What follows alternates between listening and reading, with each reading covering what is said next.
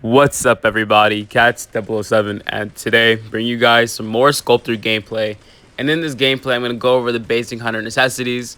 So starting off is the spawn points. So I found the mercenary at the bridge, and then I found the doctor. Also, something to keep in mind is like the details of the map. So look, I'll try to put a statue. If you look at the little corner where there's like an open spot, I kind of saw the doctor blood trail, see where she's going.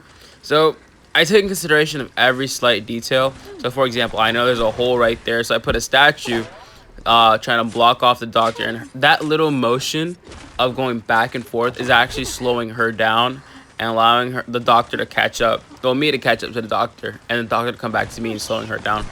So um just common sense. If the doctor was to heal up with the seer owl, I would hit the owl and then just try to smack her right afterwards.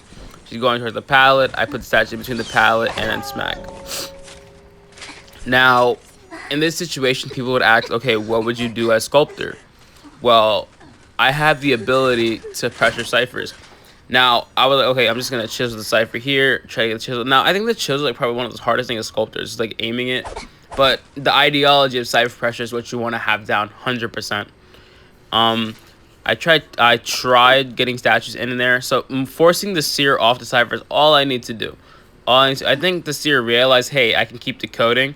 And I think I realized that too. I'm like, yeah, I'm not going to do this. So I remember the Merc on bridge. If he's not going to go for save, I'm going to force him to save. Get rid of that tie turn as quickly as possible and keep slugging. So I'm going to try to get these statues in, pushing the mercenary over and over. So he can't L-pad right there. I know where he's going to go. And now he's trying to make it to his chair. I used my horizontal. I push him even further away from there. And then I used my other statue. I chip him to max hits. And now he's rotating away. Going after the doctor. I tried getting a little target statue on the doctor, but she is super fast with that vault. And she's gone. Now, I didn't want to hit the chair there. No, oh, yeah. They would have been like, oh, yeah, Cass, that would have been a terror shock. Now, what if that was like another Merc and he would have just backed up the chair, and then I would probably hit the chair and that would have been bad. So I ended up chipping the doctor here, going back and forth. And right now, she's dealing with those statues. And because she was going back with those statues, it allowed me to catch up and smack her. Now I'm going to smack her. I noticed the mercenary was in that cipher. So I'm going to chair the doctor and then go right after the mercenary. Keep in mind, there are 3 stars remaining. And look at my build. I do run an up build for Moonlit. I'll take a screenshot of my build and then post it to the right side. But for my build, I run on big maps. I would run teleport and up build and detention with quenching thirst, wanting order, and I think it was like impact or something. I don't remember. But the reason why I would run like an up build is purely because of the meta. Now, as a hunter main, you want to adjust to what you have.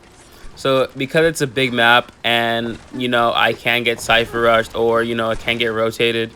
You would want to use Quenching Thirst. You would want to use Teleport to get the survivor as quickly as possible and try to down them, For small maps, I'll consider Blink because, I can easily just walk to each location. You know what I'm saying? And then use Blink right afterward. And, like, a ton of pallets. Unlike big maps, there's not many pallets to work with. Compared to, like, let's say Arms Factory, like, triple.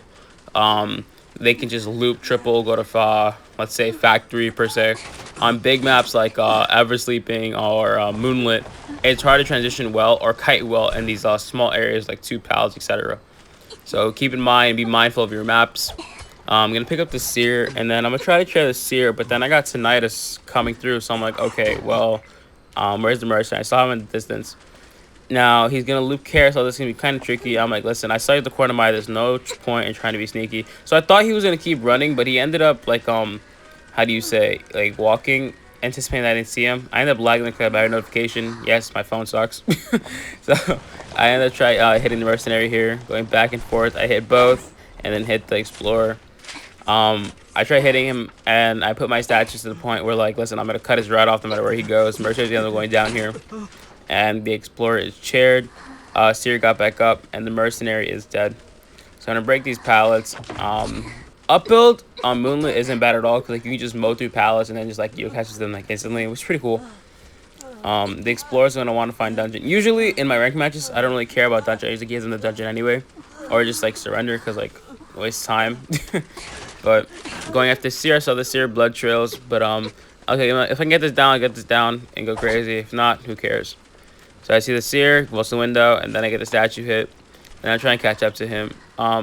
Beautiful play on the seer. So what he does here is, I think like one of the best way to counter sculptors is breaking line of sight. So I thought he was gonna go towards the pallets, like right in the open, go towards the pallets like anybody else. But he completely breaks my line of sight. It's a good discipline on this seer. Unfortunately, I get him here, and that's GG's. I'm Catchable7, and I catch y'all later. Bye.